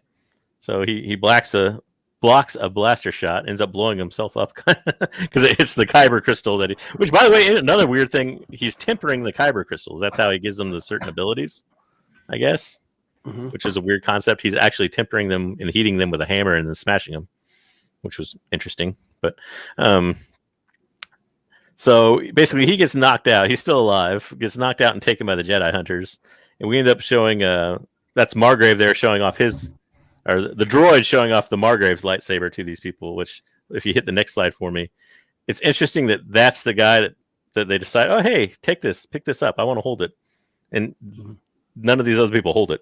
So it's interesting that Ethan, who's that character, is the only one that grabs it. And he's kind of like the green Jedi, I guess. Like he doesn't really know anything about being a Jedi. And he's not a Jedi. He's just a guy who has Force abilities. But he picks that up. Kara's on the run. She ends up pulling out her own lightsaber and basically, I guess, jousting the guy. So I know Jedi's where you mentioned the droid sipping the tea. But I thought this was one of my favorite parts. I don't know why. I'm on break. I'm on break. Let me finish my tea. He also moves super slowly. Yeah. But maybe he's in the droid union. I don't know. But anyways, so she finally shows up with the lightsabers, hands them off to everybody, and shock. Instead of like 1 or 2, they're pretty much all Sith. They've killed their Jedi people that are supposed to show up, and they are all Sith users. Except for Ethan, which, by the way, I also put that image there because I thought the Margrave Juro's outfit was awesome. Like, it looked very Sith-like. I think that was what threw a lot of people. I did. Yeah, I thought he was a Sith. Yeah. So, but Ethan's apparently going to protect him, even though he sucks. So the Margrave basically just straight up takes the guy's lightsaber out of his hand, and it turns green, and he uses it to slice him in half. We get the duel. Kara starts dueling the Sith, which I wasn't able to capture the image, but there's an interesting part where I'm pretty sure when she first pulls out her lightsaber, so she attacks 2 of the Sith guys, and I'm pretty sure she just busts Ethan out of the way and keeps fighting the 3 Sith. Yeah. And he's just over there on the side. It's like, man, how useless is Ethan in this scenario? But so Margrave is apparently pretty awesome. He's taking out Sith left and right. One of the Sith is apparently not a Sith. He's a Jedi that the Margrave knows. But his lightsaber turns purple when he starts clashing with Kara, so he turns back, I guess, to good. He was like mine. They had something over like a mine. I guess it was. I think he said it was all the Force darkness the darkness of the Force surrounding him made him. I took it as like he did a Voss thing where he kind of went to try to be like undercover, and the dark side of the Force was kind of taking him over, and so then he had to be rejuvenated. And then she's fighting Kara's lightsaber turns green, so. Sure, her Force ability is growing. So she ends up taking on the lead Sith guy. And he ends up, which I couldn't capture. He gets barbecued, man. Yeah, basically. He does what you should never do in a basketball game, which is leave your feet, trying to block the shot. And Margrave just kind of shoves him off the edge into the giant kyber crystal. And he gets, I don't know how, but he gets barbecued on top of the kyber crystal. And then the happy ending is the 4 survivors.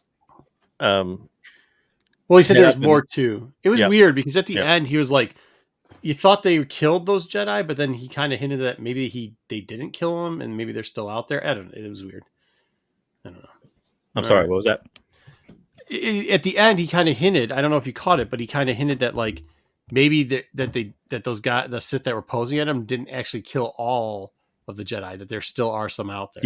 Yeah. He's still trying to restore the order. So to me, this was interesting from a Star Wars perspective in that this is the other episode that takes place. Actually, they say many generations, basically after Episode 9, so far into the future that we haven't seen before in Star Wars.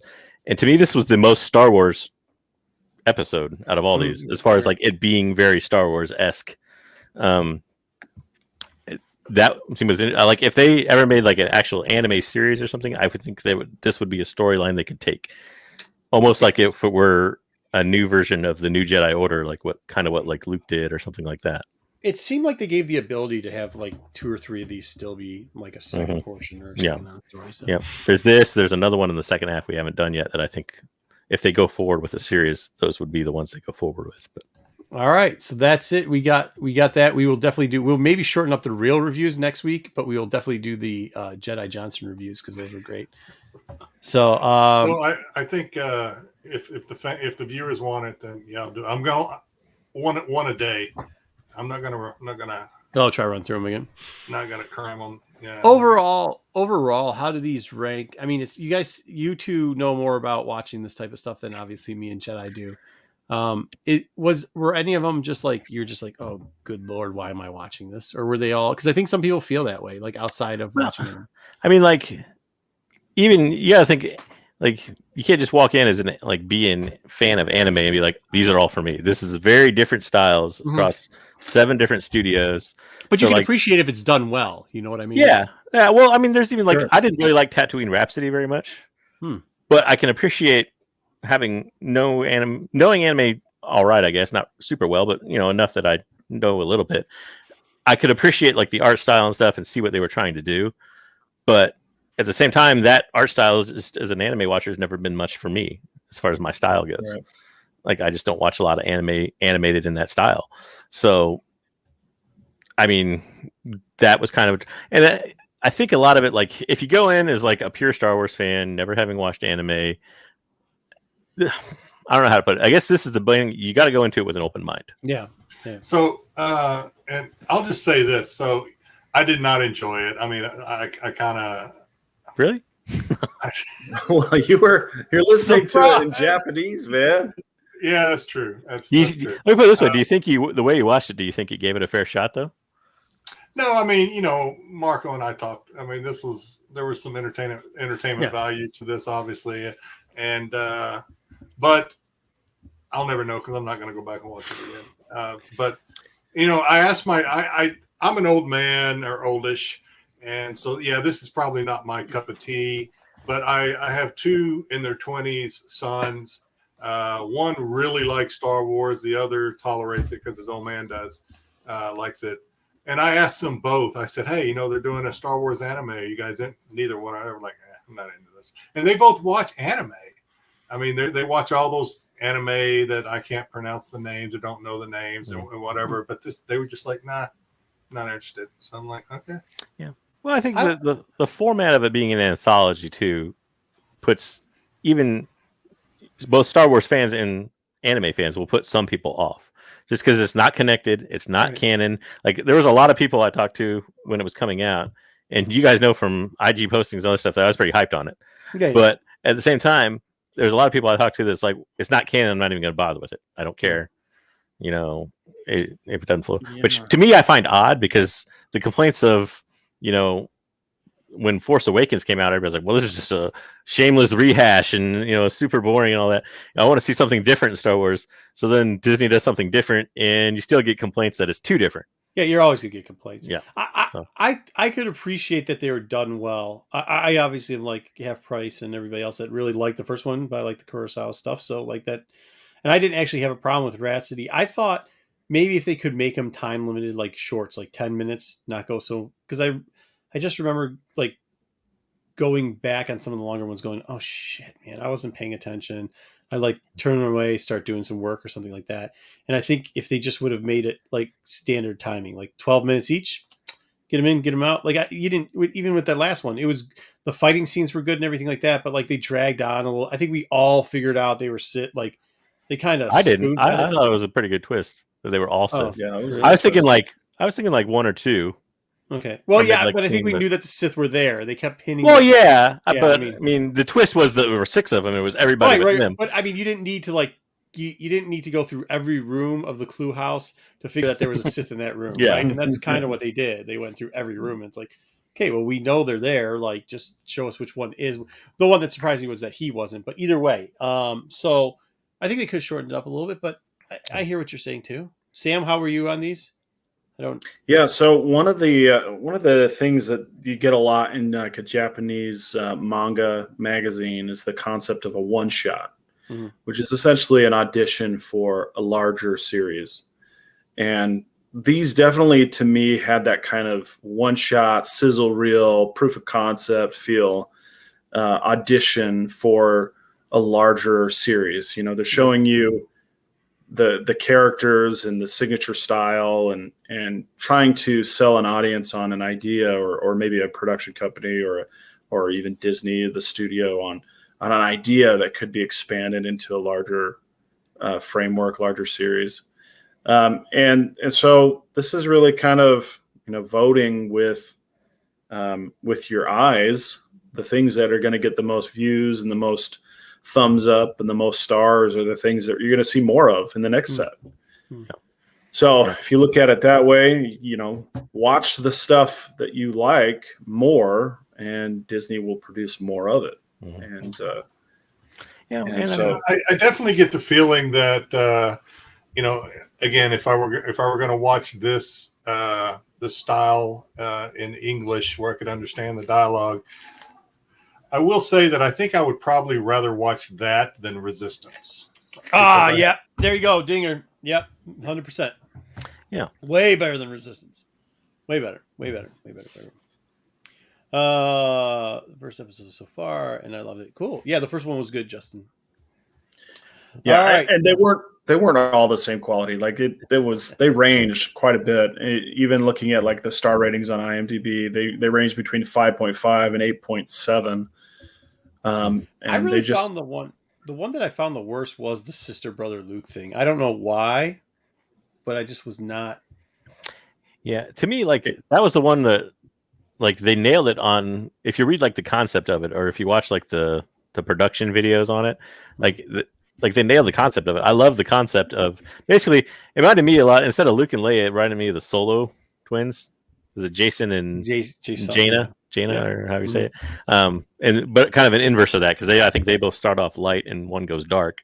Yeah. But in this, you had basically the reverse. They both started off dark, one went light. But in the end, like the concept of that, and like the interesting concepts of like a Star Destroyer that is like basically the Death Star, and like the concepts of it seem very interesting. The execution of it, not as much, because they didn't tell you that story. Like, it seemed very anime-like and very unlike Star Wars. Yeah. And they didn't tell you the story of the concepts that, from a Star Wars perspective, sounded to me super interesting. Like, as you watch that episode, unless you watch that production video, you'd have no idea that the timeline it took place and the concepts behind the Star Destroyer and everything else. So I think they kind of ruined that one. I think that was part of it too. I didn't want to see another super weapon Star Destroyer planet. By the way, that's just stupid. All right, well, that is it. I know half of us were anime fans, half of us are not, though, half price. So we tried to cover that. Jedi will be expecting you to give us another review from not knowing what's going on in it, because I think that was good. I enjoyed it, so I'm going to give it a thumbs up. One per week instead of all at once. I do too. I think it would have been. How do you guys think that would have turned out? Joe's got a good point. Would it have been better one per week instead of all at once? I made that suggestion both in our chat and also on IG, that like if you were to watch this, binge watching it, an anthology series like this is probably not the best, because they're so different, they're so separated. Like, to me, it was better to sit there and maybe watch one a day or something like that, and just kind of digest the episode as it goes, rather than like people hated the Rhapsody one, and that's what they got for their week. Would they have come back the next week? Well, I don't know if I think they were right to like almost release it all at once rather than like as one long anthology, just because they're so short, for one, but also two, like I said, to release it all as that. But I think that it would have been better if they put a disclaimer up as like, hey, we advise you to only watch one a day or something. To me, it just doesn't work as a binge watch thing. I don't know. Yeah, I mean, the stories were very different in style and tone, and but at the same time, they're very short. 10 minutes for a whole week. It's almost not enough to talk about. It's like a commercial. But and some of us have watched all of them. I thought maybe if you could have done it in like groupings of 3, because there were some. You start to see some similarities. Like if you liked one, there's one coming up you're gonna like. I mean, I think. Well, and I mean, there were seven studios, so they could have done like Star Wars Vision Week and like one a day, and then the day with the 2 studios, you get 2 that day, and I mean, there was ways they could have done it and differently. Fair enough. All right, well, let's do some before we do the naming of the Fett section. Let's do the Funko thing. So, well, I actually forgot about that. Should we do Fett or should we do Funko? Either one. I mean, I'm just saying. I just forgot all about the Fett naming thing. All right, let's do the Fett naming thing then. It should be short, sweet, and kind of fun. So we always make fun of all these sites that they just throw any shit up against the wall, and then like when they get one right, they're like, "Look, we predicted this. We got the inside track." So we know that the Boba Fett for the Book of Fett, they came out with the titles. They came out with the titles this week. So we decided here at Tales from the Dark Side that we were actually going to give you the answer to what every title is, so that we could be right about it. And we're going to pretty much throw shit up at the wall and see if any of it sticks. So here we go. That's a proper description, correct? That's what we're doing here? Correct. All right. So the first one was Champion. That's the first title. We do know this is an intro, but I literally, when I was thinking about this, I think it's going to be, the Champion of Mandalore. So from what I hear, from my insider source, this is what's going to happen. He actually has a flashback of how he's sitting on the throne and he has a dream of the Darksaber and it takes him over. And then all of a sudden he sees all these ancient Mandalorians and he figures that he needs to be the champion of all the Mandalorians. And that's why it's called the Champion. That is why that one is called the Champion. That's from an inside source, so don't let that one out. But that's what I got there. Does anybody have anything different, or are those the same sources that you guys have? Wait, so are we just speculating, or are you guys actually making shit up? No, we're really making shit up. Yeah. His inside source is no one. I mean, this is mine. It's inside his head. John Doe. It is. Anonymous. He's anonymous inside source.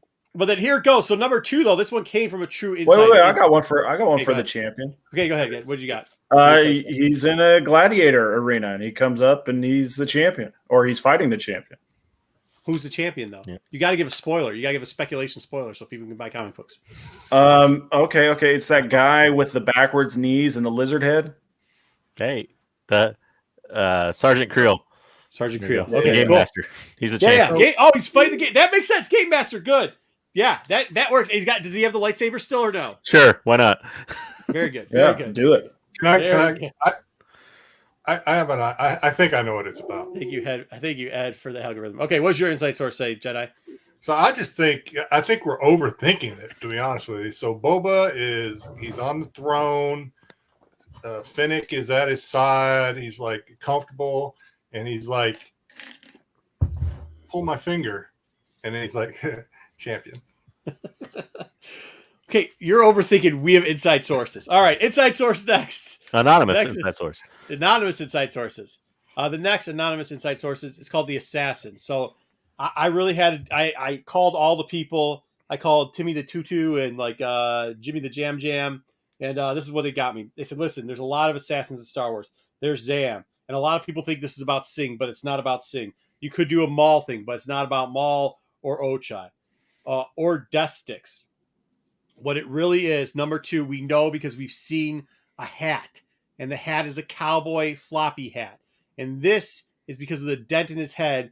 The assassin is Cad Bane, and this is where Cad Bane and Boba are going to have that original shot because of Dave, because Dave's got everything, because he took over, and Catherine Kennedy, because of Lucas's ex-wife, no longer has control over anything, right? So that's the truth, because we know it's the truth.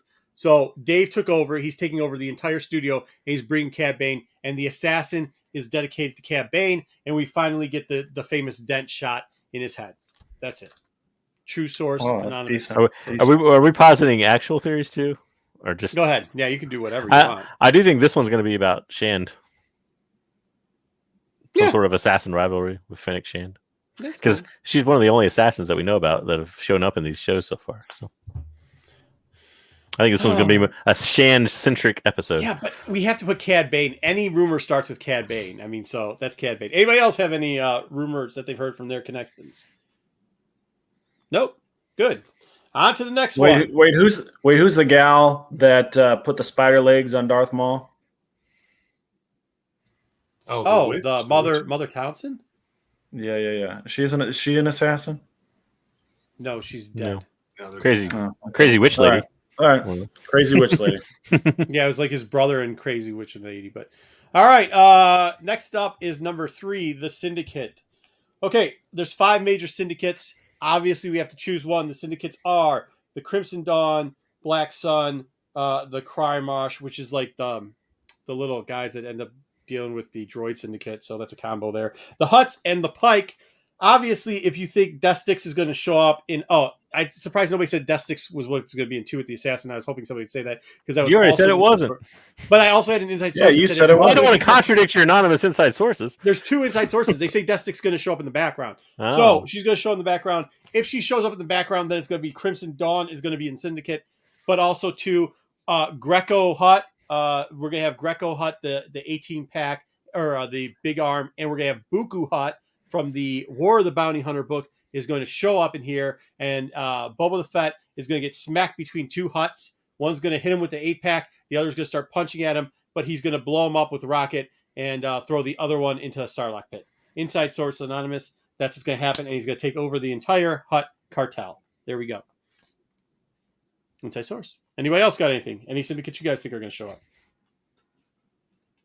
Nope. Cool. Hondo. It'll have Hondo. My wife watches Dallas on syndication. Very good. That, no, not the same thing. All All right. So this is where we're all leading up to. So this is where you got to get the real good spec books out here. Here we go. All right. Number 4, the Battleground. Mm-hmm. Does anybody think about what's happening with the Battleground? What do you guys got? Anything? It's that forest moon of Endor. Close.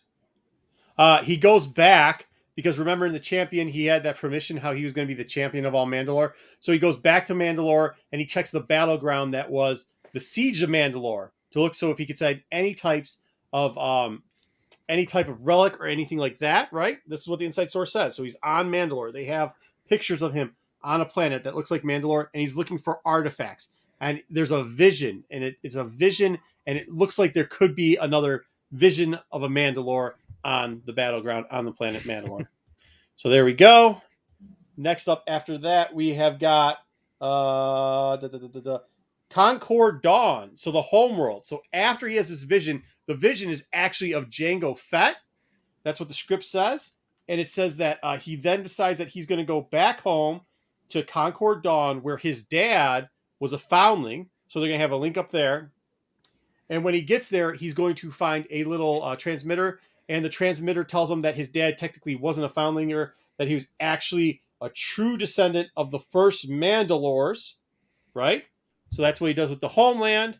And then the last one is the Warlord. And if we all know, the original warlords of Mandalore and the Mandalorian world are Mandalore the Conqueror, Mandalore the First, and Mandalore the Indomitable. And he leaves to find these Mandalores so that he can grab specific things. And at one point, while he's looking for these things, he runs into, here's the big one. You guys ready? The showdown. So while he's looking for all these artifacts, the showdown, he runs into Darth Revan. Because, if you don't have speculation with Darth Revan, you have zero speculation at all. So Darth Revan will be showing up in episode 7, and we'll have a Boba Fett fighting Darth Revan, even though it's 40,000 years difference in between the two. Facts are facts. He will be fighting Darth Revan because canon. Okay, and finally, the last episode, and this is the one where we get everybody. After he defeats Darth Revan, gets all the artifacts, the Hunter shows up, and obviously, because it's such a hit, and they want to link the two stories together, the Hunter is actually from Bad Batch Hunter, and Hunter actually shows up in live action, and him and Boba Fett at the end of it, it's a cliffhanger, and Hunter and Boba Fett stay face to face. So wow. Those are going to all happen. That like 120-year-old Hunter. Yeah. It's all right. They age differently. You don't know how they age. It could actually they age rapidly. It could be Omega sitting next to them, and that's how Omega gets in there too. You know what I mean? Like it's just going to happen because that's what it is. Omega is going to be played by one of the Olsen twins. All right, so there we go. I think you mean Omega. Omega, sorry, is going to be played by one of the Holson twins. So there we go. All that stuff is true facts. We called the people out on the flip phone and the beepers, and we have got on our secret sources. One of those things may actually not happen. One, just one. Shit's happening.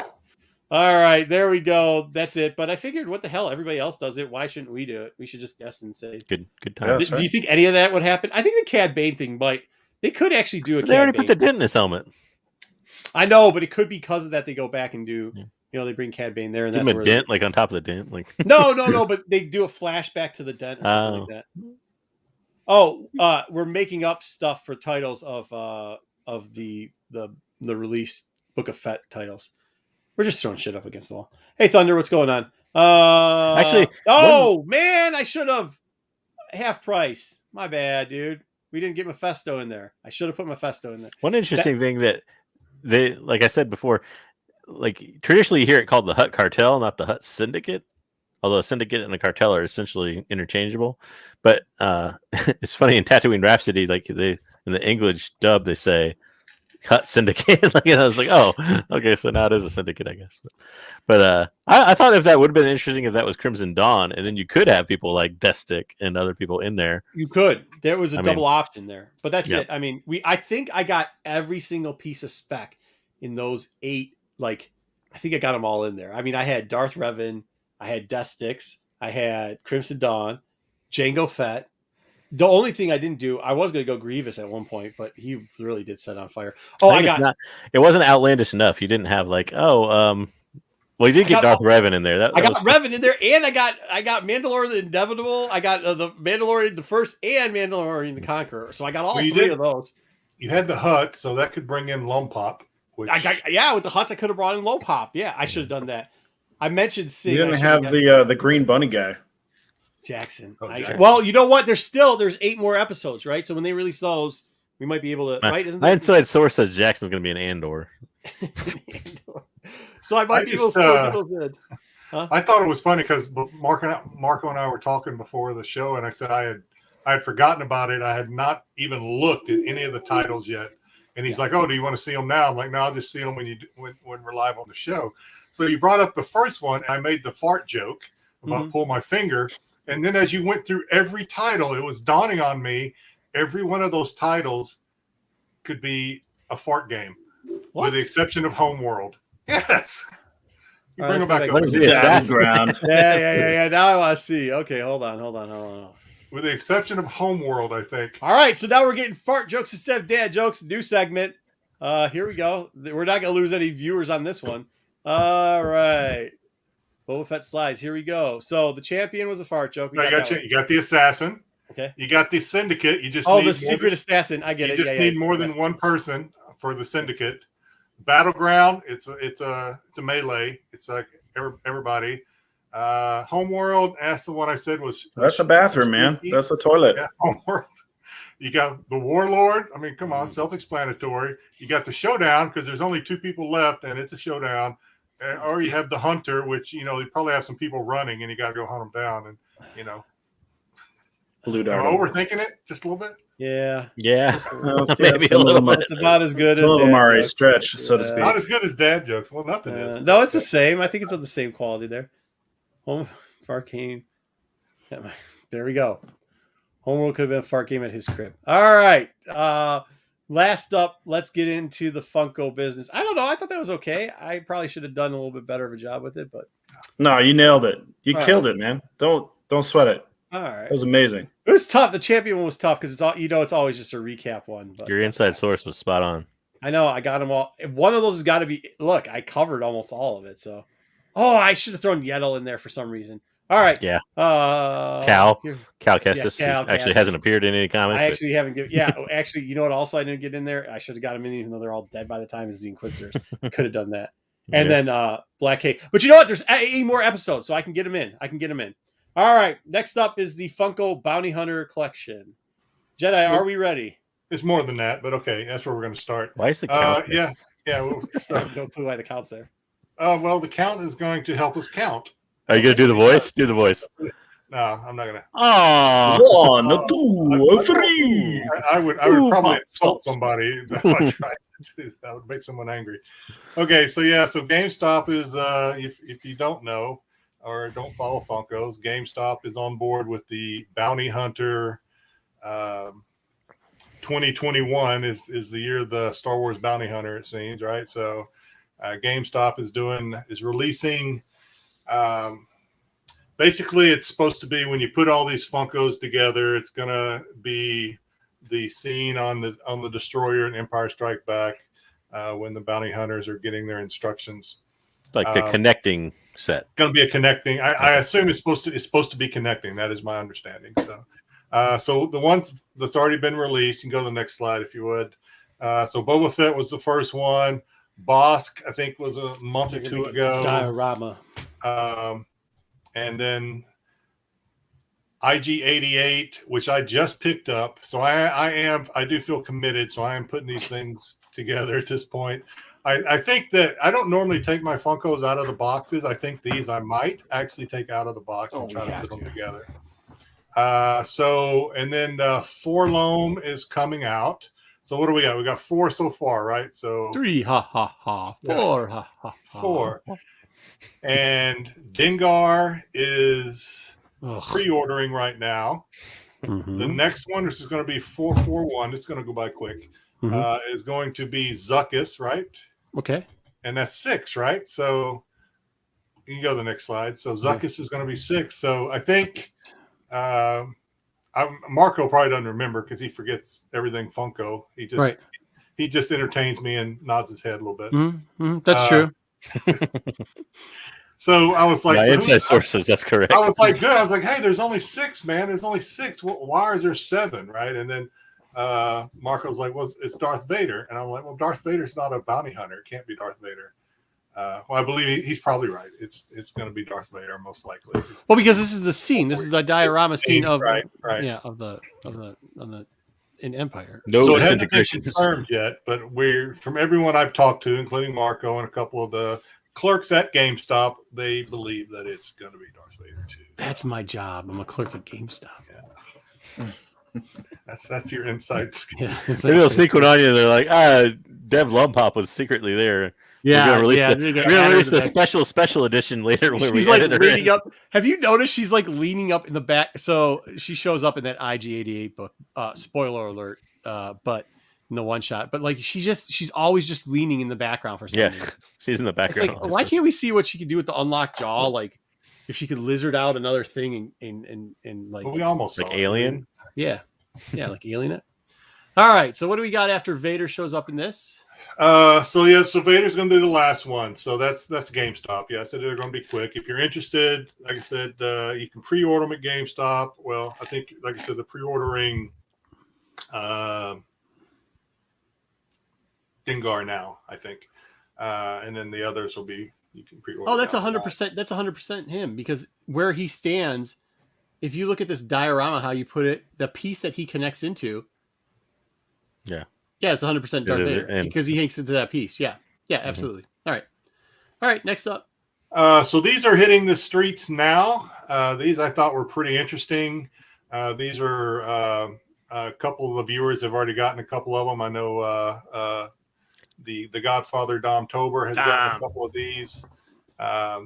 He keeps me informed with what's going on with in the Funko world, so appreciate that.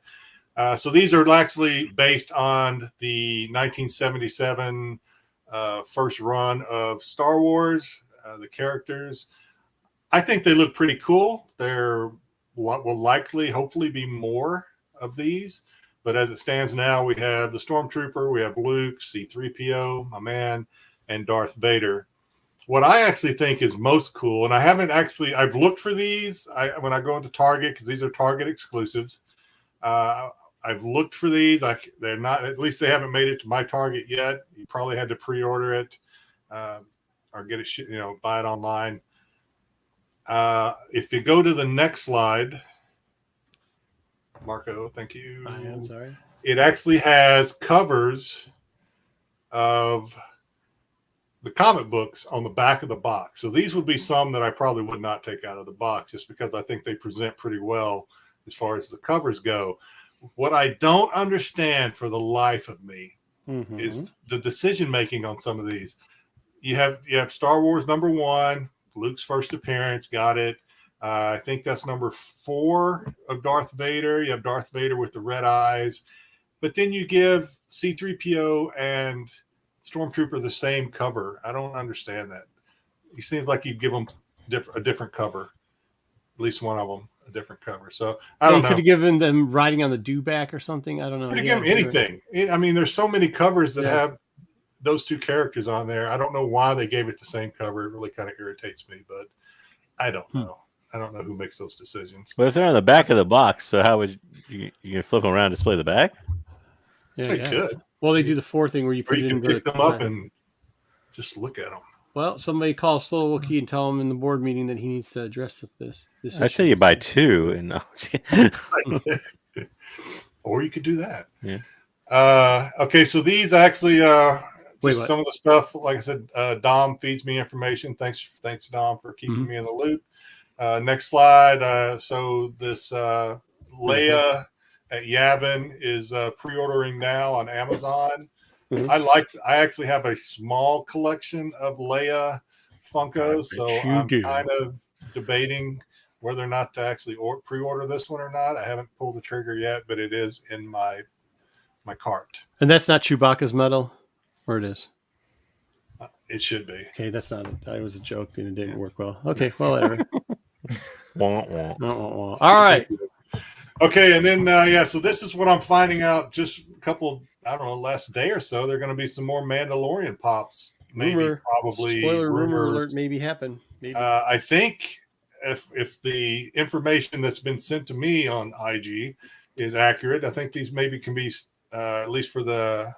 You might can start pre-ordering these tomorrow. Maybe tomorrow. It looks like tomorrow. That's what I'm saying. Yeah. So you've got the Marshal with a chase. So probably. I'm assuming the Marshal is maybe one with the chase is either with the mask, with the Boba Fett mask. I don't know. You have Fennec. You have Luke with Grogu. Grogu using the Force, which is probably at that Jedi altar place or whatever. You have Fett and Fennec, which is probably going to be an oversized, like the movie moments type of thing, if I'm guessing. I don't know which moment it'll be. For the exclusives, Boba Fett without his helmet. I'm sorry? How cool would that be if they're sitting in the chair at... that would be a cool one. That'd be cool. Yeah. That would be a really good one. So you have Boba Fett without his helmet, which is a Walmart exclusive. You have the Dark Trooper with Grogu. Entertainment E, I'm not sure what that is. You guys it's a website. Yeah. It's a website. Mandalorian hologram. And it's Entertainment Earth, by the way. Entertainment Earth, okay. You have Frog Lady. I don't know if she's going to have her eggs with her or not, but that's going to be a Walgreens exclusive. Anybody excited about that? Mandalorian with the Beskar staff is, I guess you have to order that from the Funko shop. Always wanted my Frog Lady pop. Yeah, Frog Lady pops. Cool. Well, which ones look good to you on this list? So anything Fett, right? I'm going to probably try my best to get the Fetts. How many Fetts do they possibly have? They've got so many Fetts at this point. Once you commit yourself, you just got to go. And then maybe the Mandalorians. Just depends on what I'm not a big fan of those hologram where they make the pop green. I'm not a big fan of those. Some people are, which is cool. So yeah, definitely probably the Fetts. Maybe the Marshal if he has a Fett, if he has Boba's mask. Maybe. Cool. Okay, Marshal. Yeah, what's the Oliphant Marshal? Yeah, Oliphant. Yeah. I was wondering if they're going to show him without it. You can't show him without a mask, right? You can't have Oliphant out there without a mask. Maybe you can. All right. Well, the Funko faces are pretty deadpan. Yeah. Are they? Yeah, I mean they're not a lot of detail. They gotta do. Yeah.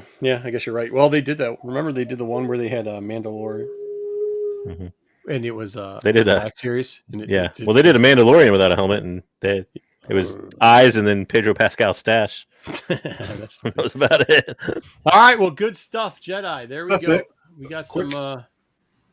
We got some pop updates for you. We pulled it in under 2 hours. This is almost a miracle. It's like a Christmas miracle. We will be back next week. Make sure you check us out. All you people over at Renovision, make sure you give us a thumbs up. Same with Tales from the Flip Side. But Renovision will be back on Wednesday. Me and Pete will make our triumphant return to do Venom. And then next week, we've got some more surprises here. Sam, thank you very much for coming out. Guys, I did not burn down the house. It is a miracle that I'm still alive.